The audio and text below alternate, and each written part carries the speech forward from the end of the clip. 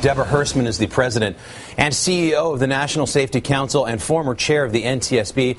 Deborah, good morning. Let me get right to it. NTSB beginning their investigation this morning. What's first on their list at the scene?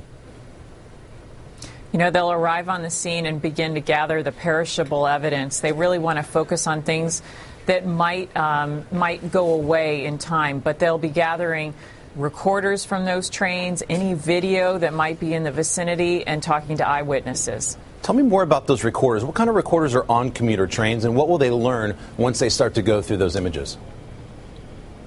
You know, with the recorders, generally what they have is recorders that will identify speed, direction, throttle position, braking, if any bells or whistles were put off. But also, we might be looking for video, any video footage that might exist, either at or near the grade crossing or on board the locomotive. Obviously, there's a lot of people in the vicinity, and so we might actually have witnesses who provide video to the investigative team.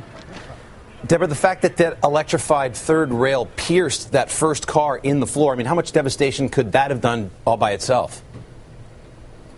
You know, I think we have to look at the mechanics of this crash. Certainly the fire was a huge factor when it comes to the time that the passengers had to evacuate.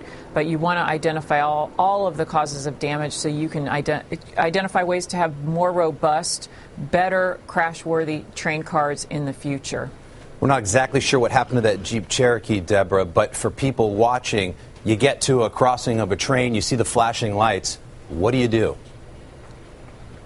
You have got to stop, and you've got to give plenty of time. We see about 2,000 crashes at grade crossings every year that result in about 250 fatalities. This happens too often, and unfortunately, if cars get on those tracks and those gates come down, it's a very dangerous position to be in. You always want to make sure before you enter a grade crossing that you can completely clear the tracks on the other side. When there's traffic in the roadway, you have to pay special attention. And some good advice there. Deborah Hersman, thank you very much.